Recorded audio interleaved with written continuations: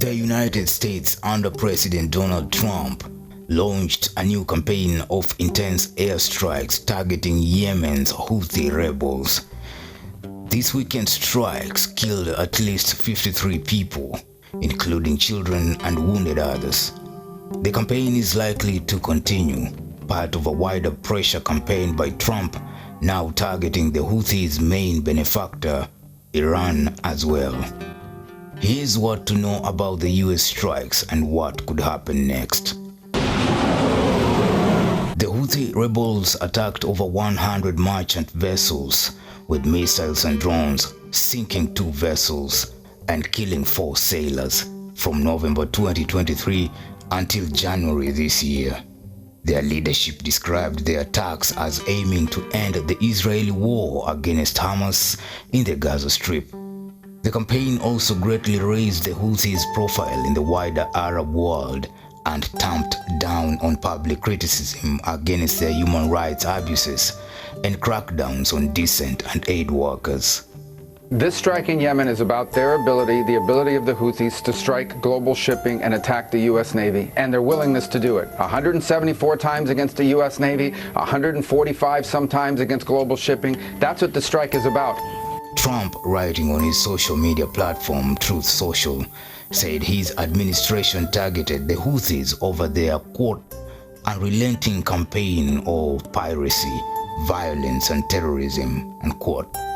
He noted that the disruption Houthi attacks have caused through the Red Sea and Gulf of Aden, key waterways for energy and cargo shipments between Asia and Europe through Egypt's Suez Canal.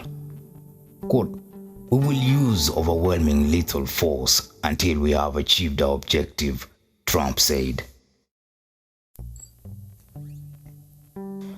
Under former President Joe Biden, the US and the United Kingdom began a series of airstrikes against the Houthis, starting in January 2024.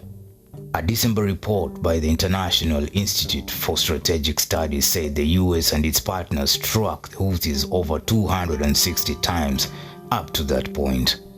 US military officials during that period acknowledged having a far wider target list for possible strikes. While the Biden administration didn't go too far into explaining its targeting, analysts believe officials largely were trying to avoid civilian casualties and not rekindle Yemen's stalemated war, which pits the Houthis and their allies against the country's exiled government and their local and international allies like Saudi Arabia and the United Arab Emirates.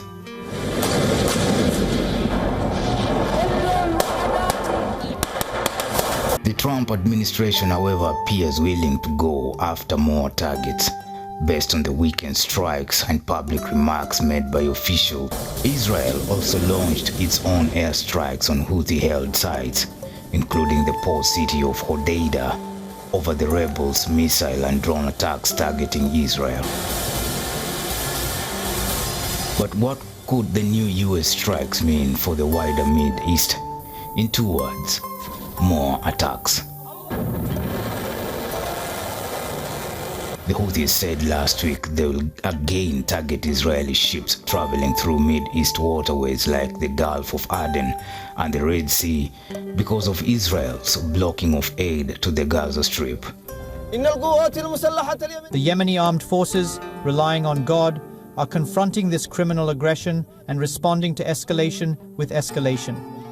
They will continue to implement the directives of the leader, Abdul Malik al-Houthi, regarding additional escalation options if the aggression against our country continues.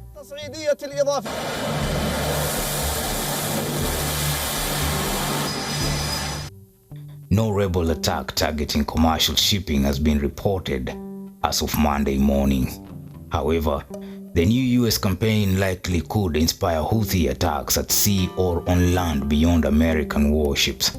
The rebels previously targeted oil infrastructure in Saudi Arabia and the UAE, 2 countries deeply involved in Yemen's war since 2015.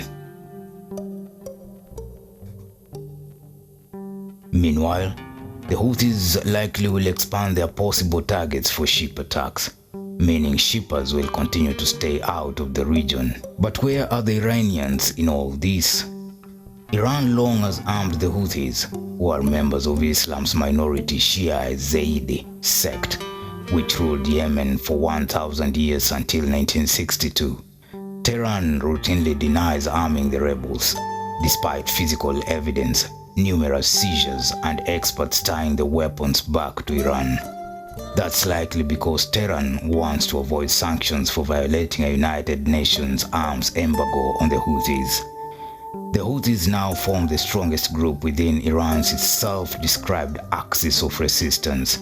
Others like Lebanon's Hezbollah and the Palestinian militant group Hamas have been decimated by Israel after the October 7, 2023 attack by Hamas that sparked Israel's war of attrition in the Gaza Strip.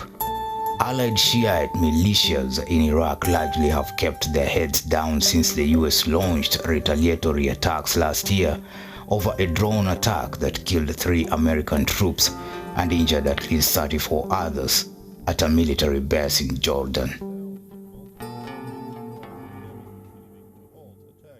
While Iranian state television aired footage of civilian casualties from the weekend strikes in Yemen, top political leaders stayed away from suggesting that Iran itself would get involved in the fight. Revolutionary Guard Chief General Hossein Salami notably underscored the Houthis made their own decisions, while not offering any warning over what would happen if the strikes killed any members of the Guard's Expeditionary Quds Force, who are believed to actively support the rebels on the ground.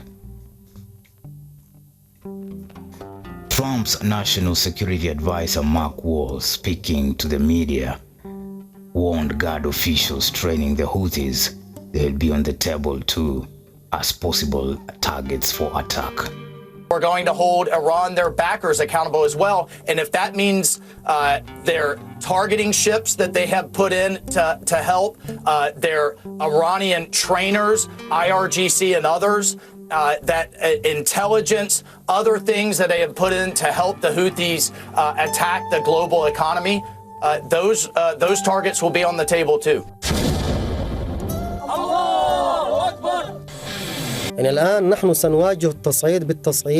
We'll now meet escalation with escalation. We'll respond to the American enemy in its raids, its attacks, with missile strikes, targeting its aircraft carriers, its warships, its ships.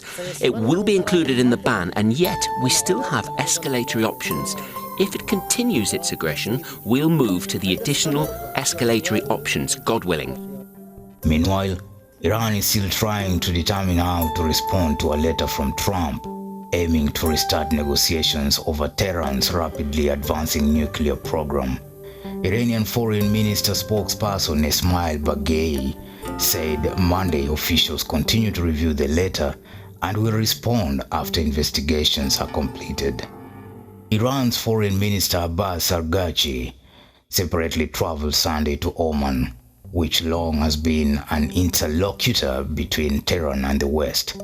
The Houthis also operate a political office in the Sultanate. The attacks on the Houthis are a not so subtle signal to Iran, as President Trump has been unequivocal in its insistence that Iran return to the negotiating table to deal with its nuclear program. Newsroom, Maisha TV, Bushabi Jr.